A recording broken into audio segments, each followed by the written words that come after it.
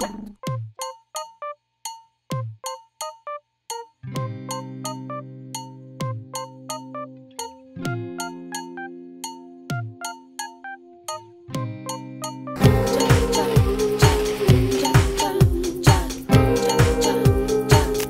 empreendedora veio um pouco da vida, na verdade, porque o jornalista, depois que ele começa a crescer na carreira, fatalmente ele vai abrir uma empresa.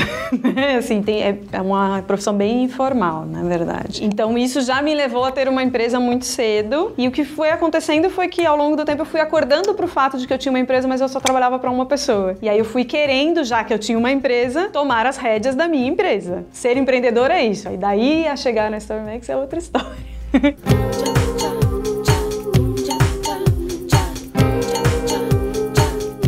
Eu estava buscando me apaixonar de novo por outras coisas na profissão. Eu trabalhei muito tempo como editora de revistas e livros de arquitetura, arte, design. E eu queria mudar, eu queria voltar para a área de pesquisa, enfim, fazer um mestrado, um doutorado. E estava procurando uma coisa pela qual eu me apaixonasse de novo, como na época da faculdade. E encontrei a leitura, que na verdade é uma paixão muito antiga, eu só voltei a praticar como voluntária. De voluntária eu me interessei por voltar a estudar, e aí comecei, como eu já estava nessa área de edição, comecei a fazer alguns testes, alguns MVPs de produtos que fossem inovação na área do livro, na área de publicações, e aí as coisas foram acontecendo até que chegou a virada de fato, que foi quando a empresa, o CNPJ em si já existia, mas enfim, foi quando a gente colocou a data de fundação da StoryMax, que foi em 2014, no meio do ano, agosto. Aí eu voltei para a área de pesquisa mesmo, eu fui estudar educomunicação, ao mesmo tempo eu já era, então, mediadora de leitura como voluntária, e eu comecei a empreender. A gente entrou num programa de aceleração, a gente tinha um MVP que ganhou prêmios, que virou uma coisa que a gente falou, bom, acho que pode ser um produto, acho que pode rolar uma empresa, e a gente entrou num programa de aceleração, e aí eu falo que aconteceu tudo um pouco junto nesse começo, assim.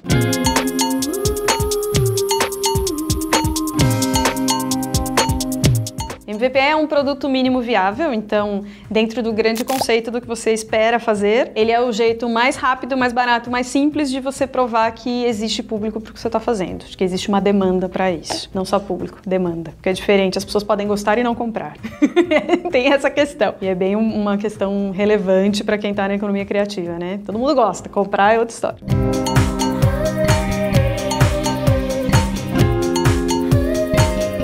Tem gente que chama o que eu faço de animação, tem gente que chama de jogo, tem gente que chama de livro, tem gente que chama só de app. Eu, na minha visão, a gente faz livros digitais interativos, tá? A StoryMax como um todo. Mas pode chamar do que quiser, não tenho nenhum problema com relação a isso. Me importa que as pessoas gostem de ler. Nós somos apaixonados por leitura. E as pessoas até se impressionam, porque imagina, sou eu e o meu marido, que é meu sócio, ele é designer. Enfim, ele tem uma carreira que começou em tecnologia e foi para design. Então, a quantidade de livros que a gente tem na nossa casa, assim, tem épocas que a gente junta e doa e vende, e mesmo assim parece que eles proliferam de novo. Então, assim, a gente gosta muito e a gente não queria que isso se perdesse. A gente gosta, a gente trabalha com isso, então tem uma coisa do coração, de a gente entender que isso é relevante como lazer, como experiência e como aprendizado. Tem o lado de mercado, a gente trabalha com isso, então a gente quer que isso continue existindo. E aí, por conta disso, a gente começou a querer fazer algumas inovações. Isso foi lá para os idos de 2012, tá? A gente começou a querer experimentar coisas, era a época que estavam vindo os primeiros tablets aqui pro Brasil, eram os iPads ainda.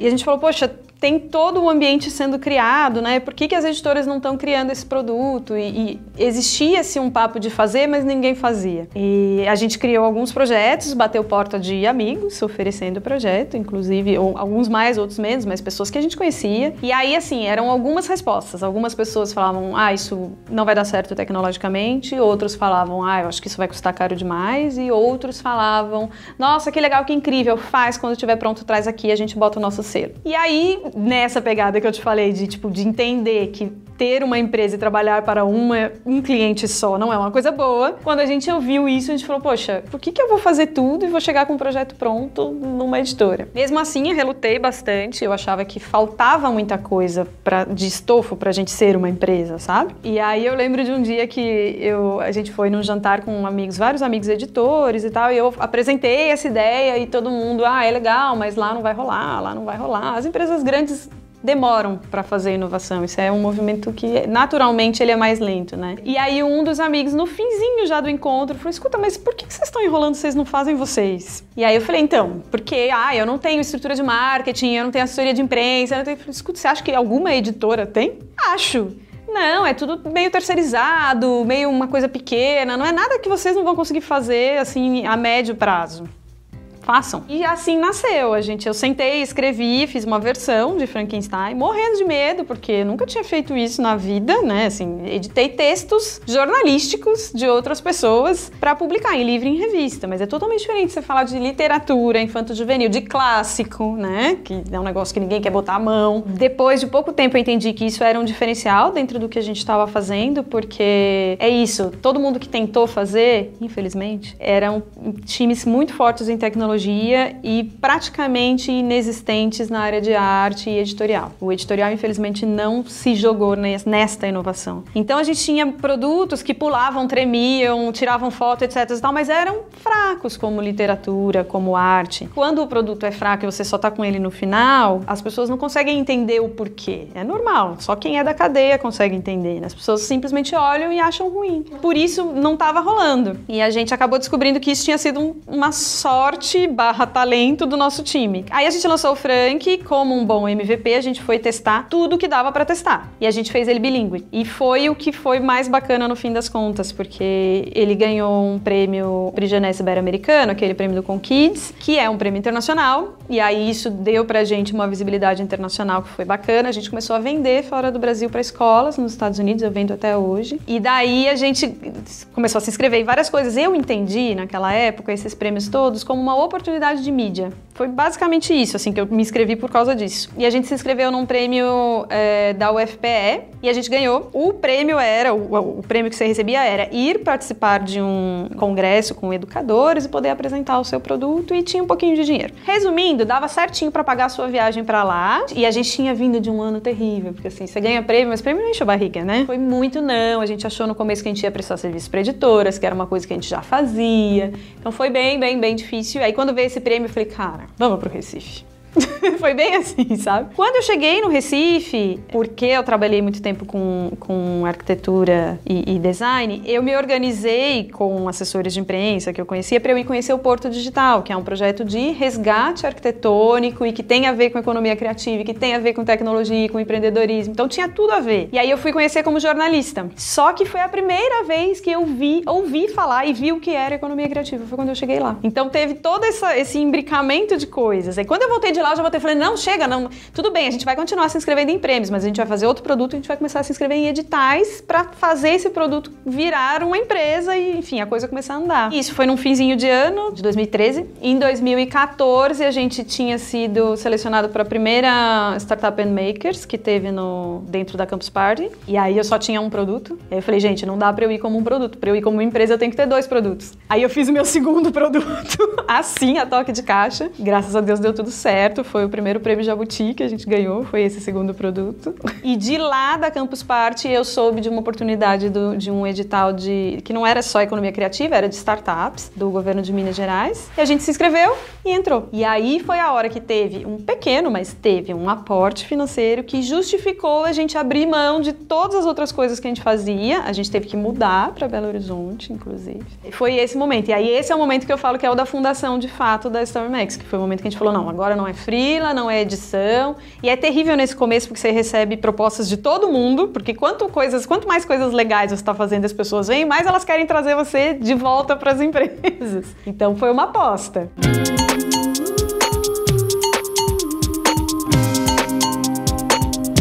A Educom estuda as ações aí que existem na interface de mídia, educação e tecnologias. Então, pode ser tecnologia para sala de aula ou para espaços educativos que não sejam de educação formal.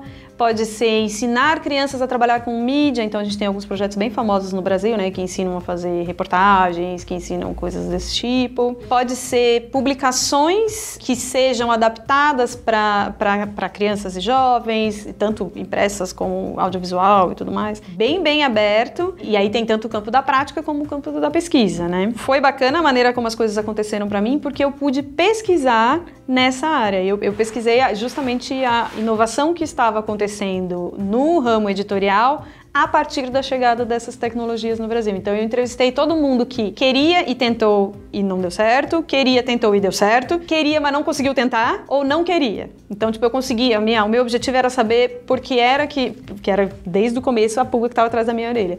Por que é que as grandes editoras não estão indo para esse lado? Descobri algumas questões, uma delas eu até já comentei aqui, porque são times muito difíceis de compor. Você tem que conseguir compor um time de um editor cabeça aberta, autor cabeça aberta e a fim de dividir a construção do processo editorial, porque você não consegue fazer sozinho. O artista que vai trabalhar, ele vai trabalhar muito mais do que os artistas do livro convencional, porque a gente está falando de animação. Imagina, quantos quadros por segundo você precisa fazer. Às vezes não é um artista, às vezes são vários artistas. E aí o time começa a se encher. E a cereja do bolo é envolver um profissional de tecnologia, né? Que é o cara que... O papo da tecnologia, ele é muito oposto do papo da cultura. O papo da cultura é, quanto mais diversidade, melhor. O papo da tecnologia é, quanto mais você diz uma coisa só e tá limpo e não vai abrir, melhor. Então é um atrito, assim, o tempo inteiro. E é difícil você montar esse time, entendeu? E pra gente ele aconteceu, não foi nem tão planejado assim.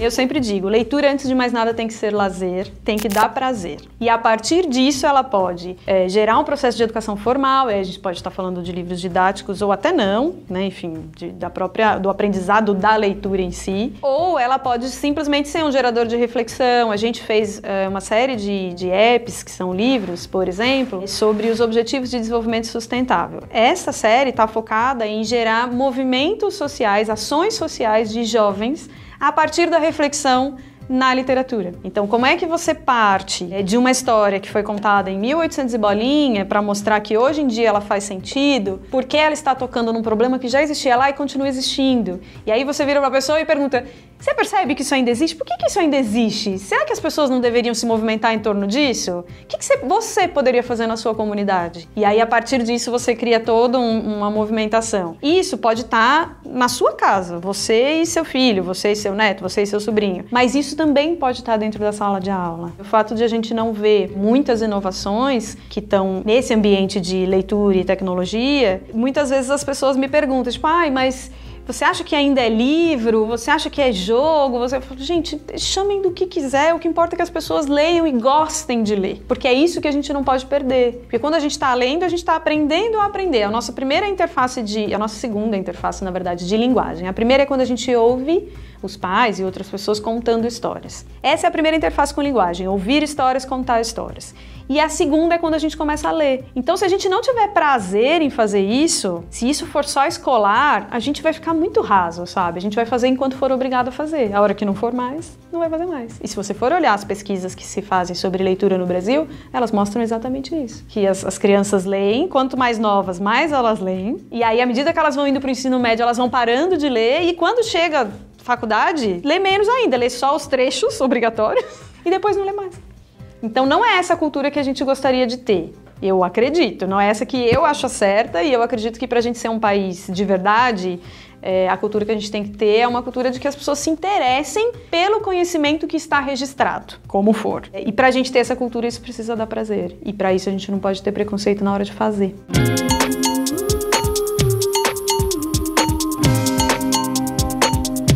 O Inventec é o nosso aplicativo mais recente, eu falo que ele é um pivô da StoryMax. Em tese, pode ser que a gente tenha só o Inventec no futuro próximo, porque a gente tem uma série de outros apps que a gente fez com o apoio de empresas, então eles não são 100% nossos, né? São parcerias. E o Inventec é a nossa primeira iniciativa de um negócio 100% nosso, de economia criativa. A gente vende assinaturas, então a gente está voltado para o cliente final, é bem diferente. Quando você conta os livros no Inventec e eles ficam salvos na nuvem, você tem uma área no seu aplicativo que é para ouvir as histórias. Essa é a sua Inventec. É a sua biblioteca de histórias inventadas. Cada leitor tem a sua Inventeca dentro do Inventec.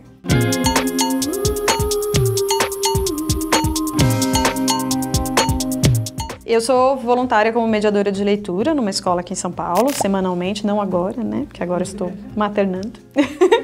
mas eu tava fazendo isso até bem recentemente, espero voltar logo. E aí os meus meninos são de Fundamental 1, do 1º ao 5º, então de 6 a 10 anos. E a coisa mais fofa é que eles querem imitar a gente. Então a gente chega lá e eles pegam um livrinho e falam, ai, eu vou ler pra você. E aí eles começam a ler, tudo do jeitinho deles, né? E aconteceu algumas vezes comigo, nessa de vou ler pra você, de um pequenininho abrir e começar a ler e não ler o que tá escrito. E descrever o que ele está vendo. Então, tipo, era uma vez uma casa na montanha e embaixo estava escrito, sei lá, fazia um dia tão bonito no campo. E aí, assim, algumas vezes eu falei, onde você tá lendo isso? Não é isso que tá escrito. Até que eu sempre falo, dou risada e brinco, que até que um dia o Paulo Freire puxou minha orelha e falou, escuta, ele sabe ler. A leitura de mundo vem antes da leitura das letras. Ele sabe ler. Então a gente tá perdendo uma coisa que eles sabem. Isso está sendo jogado no lixo, inclusive pelos amiguinhos. Eles estão começando a entrar na biblioteca e querendo pegar os livrões de crianças do 5º, 6º ano, porque eles acham que se tem mais letra é melhor, mesmo que eu não saiba ler, eu finjo que sei, sabe assim? E aí não leem. E ao mesmo tempo, isso tudo a gente tá fazendo para forçá-los a aprender o alfabeto e a ler convencionalmente. Só que o mundo que a gente vive é um mundo praticamente de imagens. Então, quando a gente tá suprimindo esse desenvolvimento deles, dizendo que aquilo não é bom, que eles têm que ler outra coisa, a gente tá perdendo um tempo que eles poderiam estar se desenvolvendo mais. E por dentro da empresa, a gente tava buscando duas coisas. Primeiro, uma forma de trabalhar que a gente dependesse menos de outras empresas, que a gente pudesse fazer uma coisa para público final e que realmente fosse relevante para esse público e que ele quisesse pagar por isso e que tivesse uma entrega que fosse justificável o interesse dele, né? E também um produto que fosse mais simples, fosse mais essencial e menos carnaval, eu diria assim.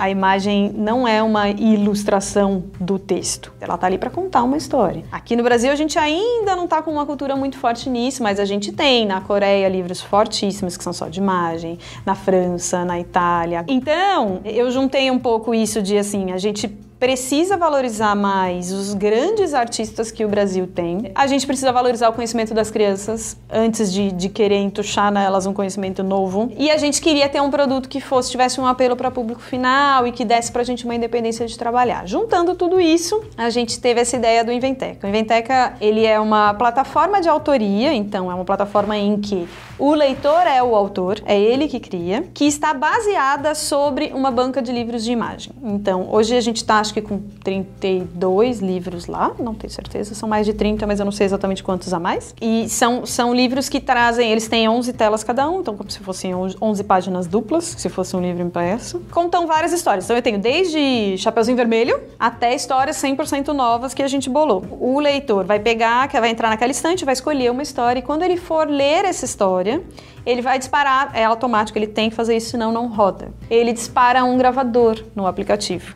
E aí é a hora dele, ou do mediador que tá com ele, começar. Era uma vez, e ele vai contar toda essa história. E é exatamente o que o meu aluninho fazia lá na hora do recreio. Quando ele chegar no fim, ele vai lá, bota o nome dele, de quem contou a história, e bota um nome na história, e essa história fica salva na nuvem. A partir deste momento, ele pode ouvir de novo, compartilhar, mandar imprimir esse livro. Hoje é isso, tá? Que dá pra fazer. Então, a gente pensou, primeiro, em toda essa questão de valorizar, e segundo, em situações em que você tá com seu filho, e agora cada vez mais eu sei como é, você tá com seu filho, a única coisa que você não tem nada ali pra você brincar com ele. Você tá, sei lá, numa espera médica, numa fila de banco, você não tem nada ali pra brincar com ele, você só tem o seu celular. Muitas vezes os pais não querem dar o celular na mão da criança. Por quê? Porque a maioria dos aplicativos e jogos são feitos para engolir a criança.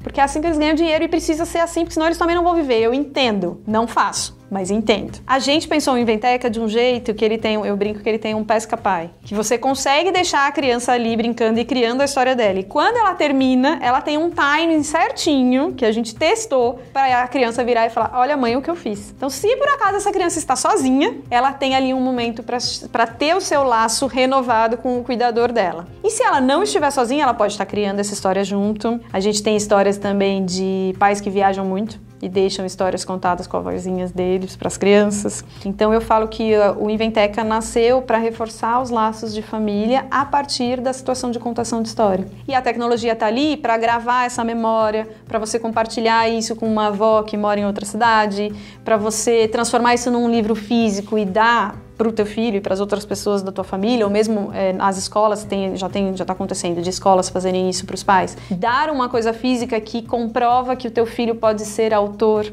ainda que ele esteja aprendendo a ler. Tem muito carinho em torno disso. Tem muito mais carinho, muito mais amor, muito mais laço do que tecnologia. Essa é a questão.